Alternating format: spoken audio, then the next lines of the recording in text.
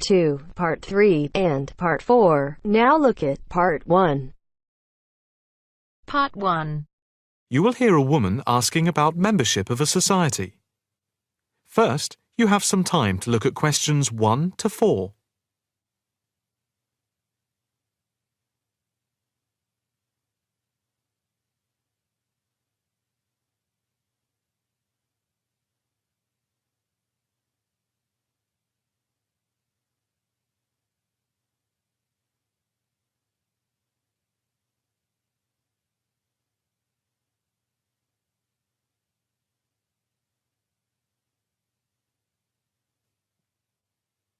Now the test will begin. You should answer the questions as you listen, because you will not hear the recording a second time. Listen carefully and answer questions 1 to 4. Hi. I'd like some information about joining the International Arts Society. That's no problem. What exactly can I help you with? First of all, I'd like to know about the membership fee. Well, there are 2 types of membership. Can you tell me what they are? First, there is lifetime membership, which means that you can have access to all the facilities at the Society itself and all exhibitions. Plus, you can have discounts to various events at affiliated arts organisations here and abroad. And on top of that, you can use the lifetime members' room. How much is that type of membership? Well, the lifetime membership fee is £1,537. OK. It's rather a lot to pay in one go. What about the other membership? The ordinary membership, that's £193 per year. That sounds a bit more reasonable. What does that entitle you to? You can visit the Society, including the exhibitions, the library, and follow the arts programmes on weekdays during the opening times from 10 a.m. to 9 p.m. and at the weekend between 10 a.m. and 5 p.m. On Saturday, if there's a special event like a lecture or restricted showing of an exhibition, then it opens until 9 p.m. So, what is the difference between this and the lifetime membership? In the long run, you save money as you're making a one-off payment, and you have exclusive use of the lifetime members' room. OK. What arts programmes do you run? Well, the Society has a very extensive programme to cater for all tastes. There's a series of exhibition rooms for the permanent collection of paintings, watercolours and sculpture. And then there's a new exhibition area which opened at the beginning of the year. And we run a series of courses and lectures to go with the exhibitions. Can I ask about the lectures? What is scheduled for this year? The latest list is in this leaflet. Oh, yes. That looks very good. Are all the exhibitions, etc., free if I join? Yes, everything is free. That's fair enough. I think in that case I'll join. Before you hear the rest of the conversation, you have some time to look at questions 5 to 10.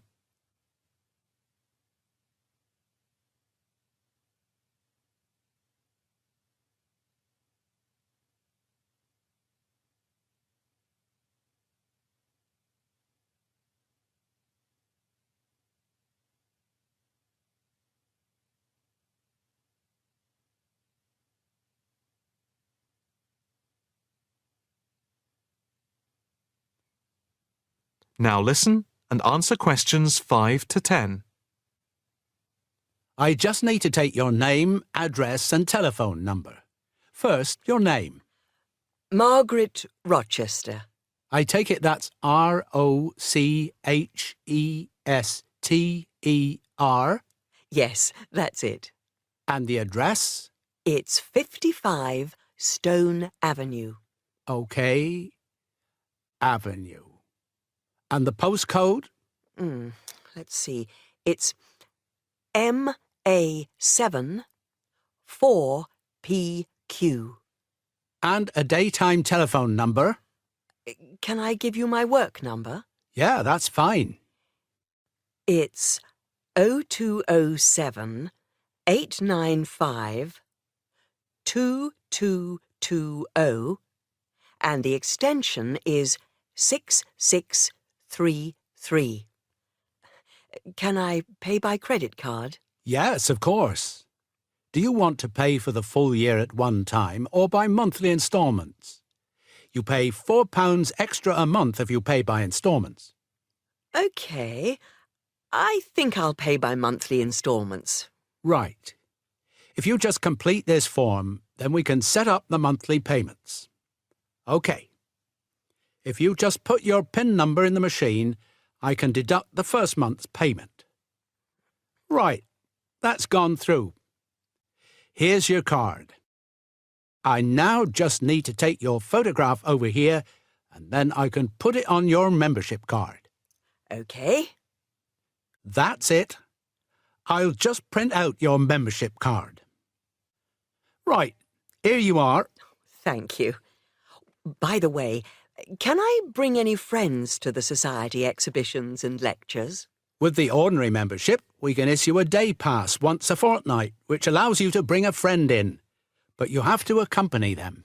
Thank you. Can I go in now? Yes. You just swipe your card here.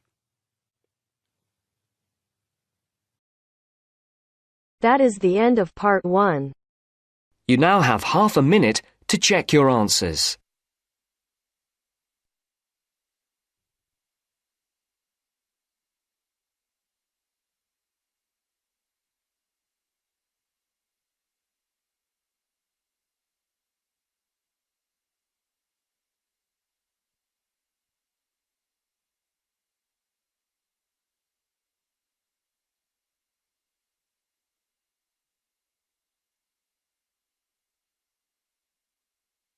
Now turns to part 2. Part 2. You'll hear a tour guide talking to a group of visitors about Bestley Castle. First, you have some time to look at questions 11 to 15.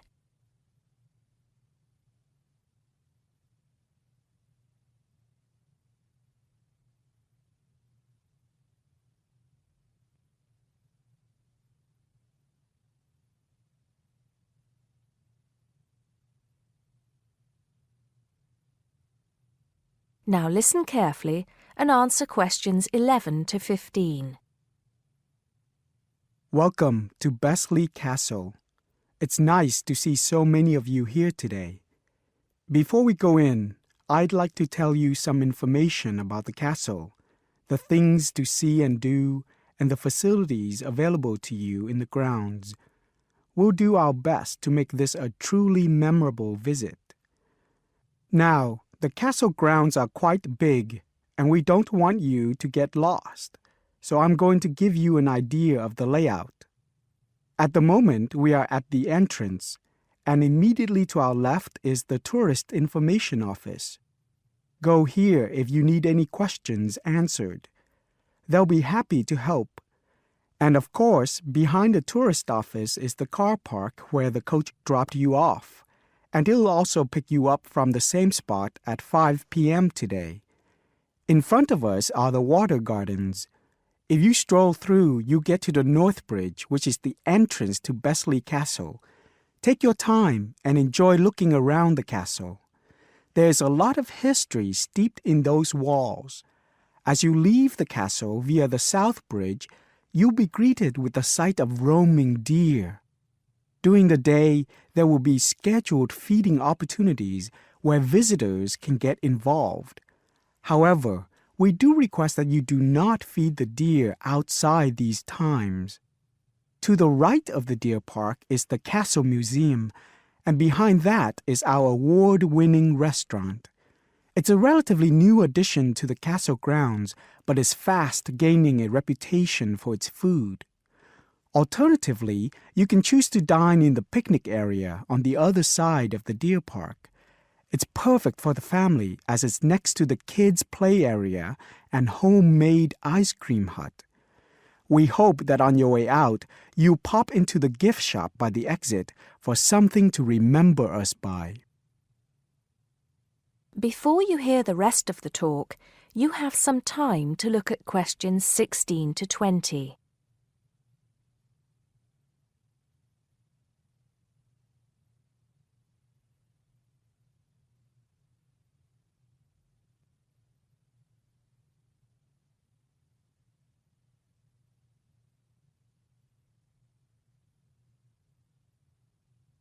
Now listen and answer questions 16 to 20.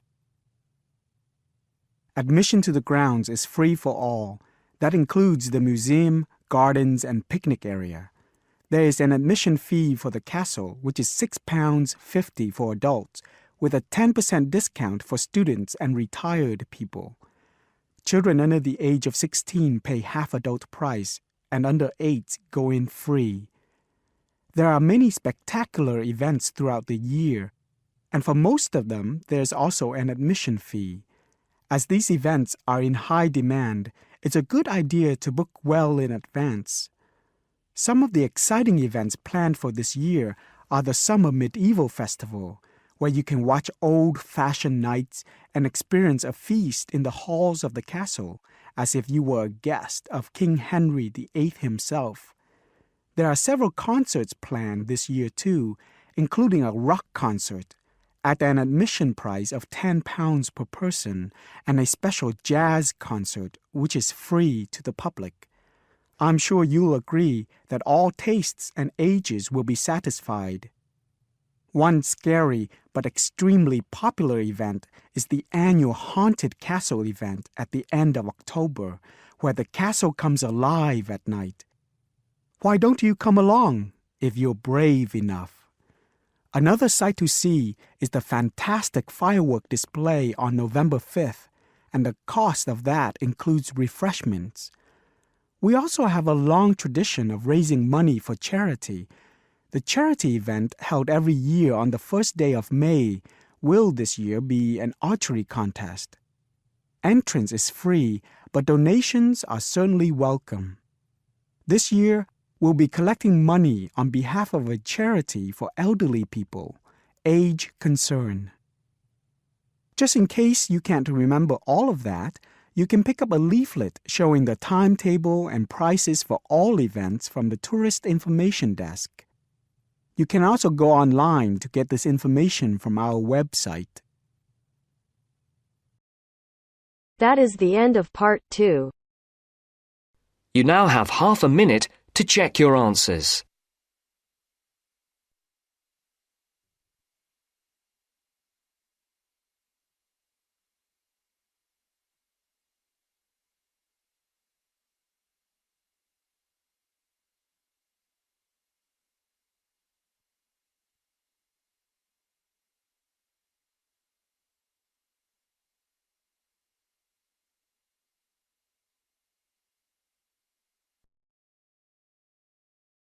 Now turns to part 3. Part 3.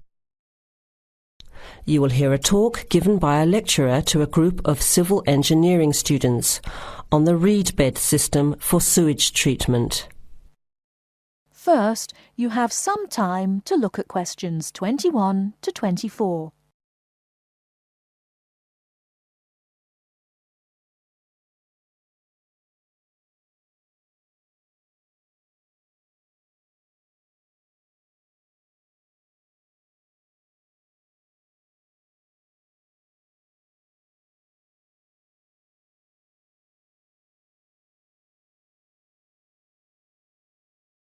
Now, listen carefully and answer questions 21 to 24. Thank you for inviting me to speak to you today about what is now called the reed bed sewage treatment system. This system uses naturally occurring reeds to treat domestic and industrial waste. It's an environmentally friendly alternative to normal systems. You all know what reeds are like, don't you? Those tall plants with hollow stems that grow in wet places, like marshes, for example. Here's how the system works.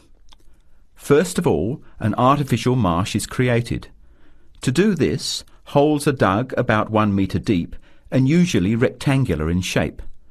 They are then lined with clay or plastic, and the liner is covered with gravel.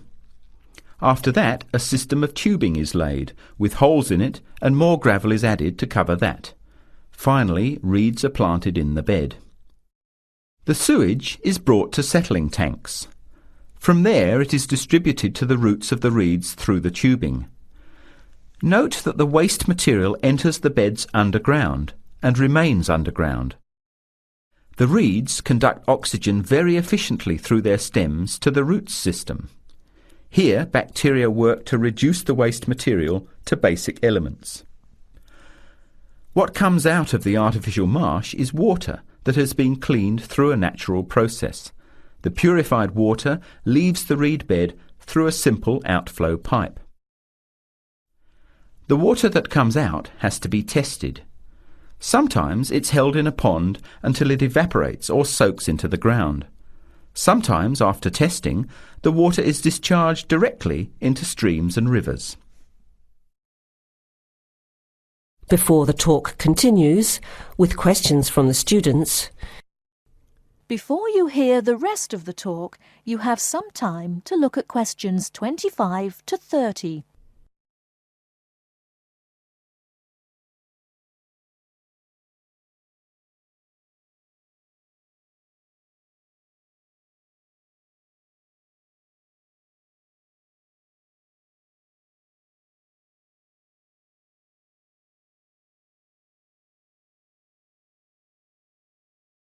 Now listen and answer questions 25 to 30.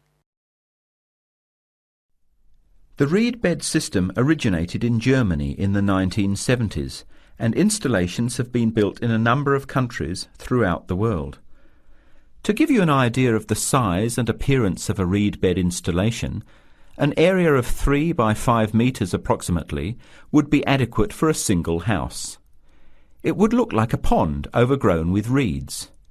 There are cities with 150,000 people in Germany whose entire sewage treatment requirements are served by reed bed installations which extend for 10 to 20 hectares. There are two wonderful environmental advantages. First of all, reed bed systems are natural composters. As time passes, high-grade soil builds up in the beds. The soil can be removed and used for agricultural purposes. Soil produced from waste containing heavy metals would of course have to be tested and the toxic material removed by chemical processes. An additional advantage is that the reed bed can function exactly as a marsh, providing a healthy natural home or habitat for waterfowl and other birds, insects, reptiles and mammals. But there are practical advantages to a reed bed system over existing sewage treatment plants as well. At all levels, the cost is lower than for normal systems. Labour costs are a fraction of the costs of a conventional system. Typically, a large-scale reed bed installation will cost 10% less than a mechanical system. They require little maintenance, and unlike mechanical systems, the efficiency of reed beds increases over time. But before we go any further, you must have some questions. Maybe this sounds too good to be true. That's exactly what I wanted to ask. If these systems have so many benefits, why aren't they more popular? Why don't we see them everywhere? As I said, the technology is now almost 40 years old. Demonstration projects of all types have been built and monitored and are slowly convincing regulators of the advantages of the system. But you have to understand that regulating authorities are by nature conservative and resist change. Typically, there's a lot of opposition to these systems by manufacturers and by everyone involved in maintaining the conventional systems. Reed bed systems require fewer staff to operate, so there would be a decline in the workforce. Therefore, unions would resist the change as well. What happens to reed beds in winter? Does the efficiency decrease? The above-ground part of the plants die back in cold weather, but the roots remain alive and active, and the system continues to work just as effectively in winter. As soon as the weather warms up, new reeds appear and grow quickly. Is there a problem with mosquitoes in these ponds? Well, they're not exactly ponds with standing water. The beds look more like a field covered with long grass. The soil is moist, but not like a swamp, so there would be no more mosquitoes than in any other field. Remember, the effluent enters the beds underground and remains underground. OK, let's get into some of the technical details now, and I'll answer questions as they come up. That is the end of part 3. You now have half a minute to check your answers.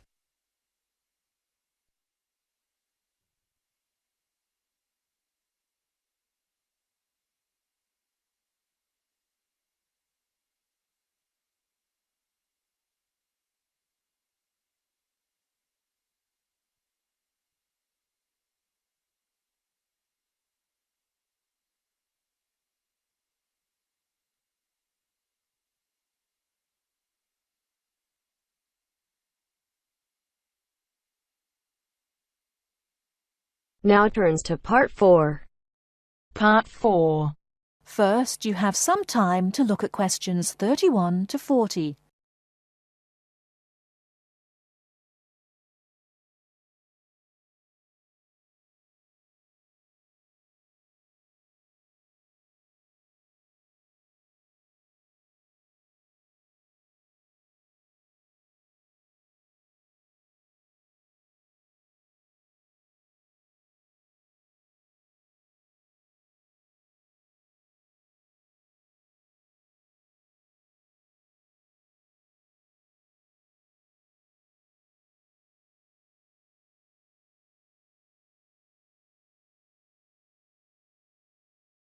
Now listen carefully and answer questions 31 to 40.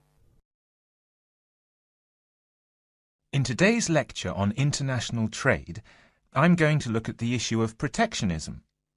I'll start off with a definition of protectionism and then go on to look at the methods countries have used to protect their economy. Following this, I'll look at the advantages and disadvantages of protectionism when compared to free and open trade. So let's define protectionism. Protectionism at its simplest is the opposite of free trade. It is the practice of protecting domestic industries from foreign competition by using import duties or quotas. Options available to protect the economy are tariffs, embargoes, subsidies and quotas. Let's examine these in turn with some examples. Tariffs are one form of protectionism. It is a tax which is applied to imported goods, but not to home-produced goods.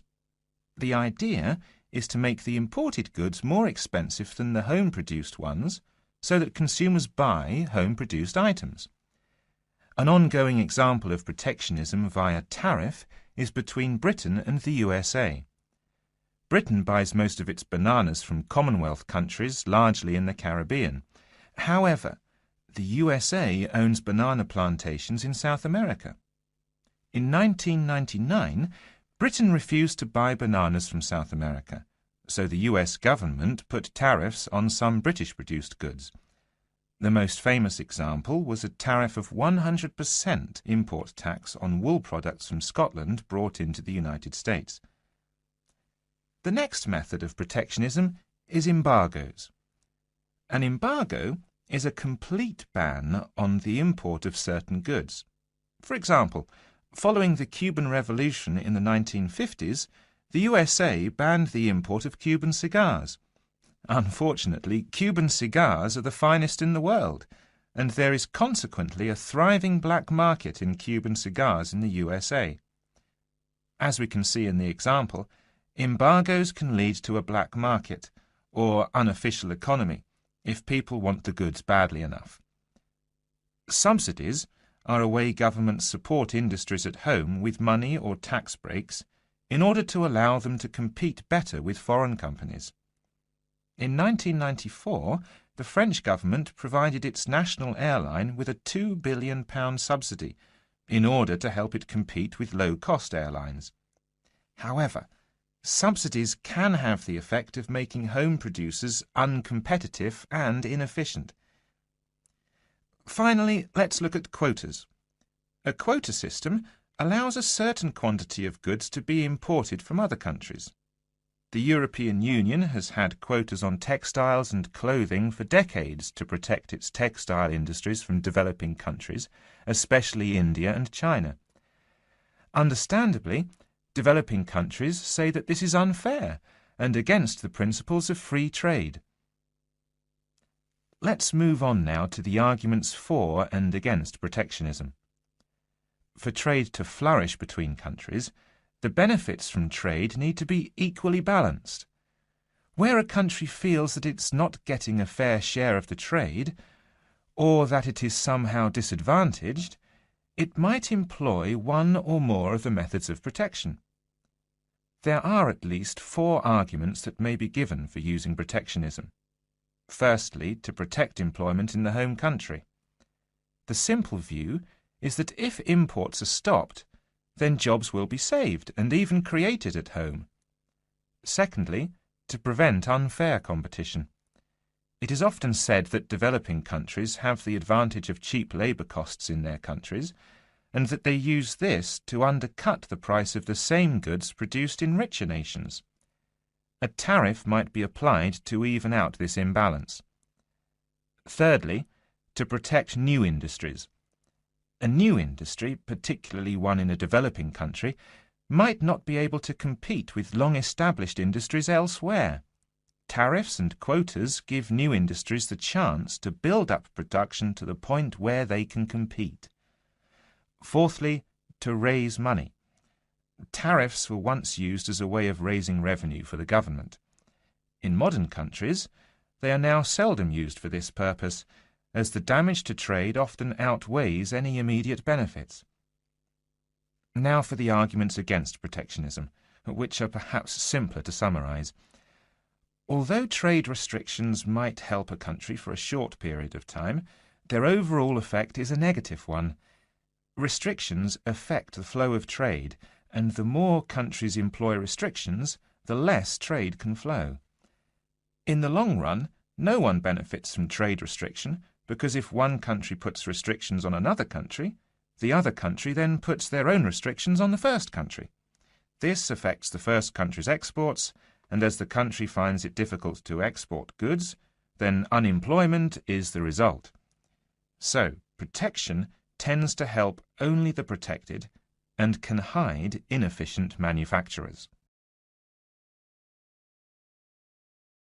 That is the end of part 4. You now have half a minute to check your answers.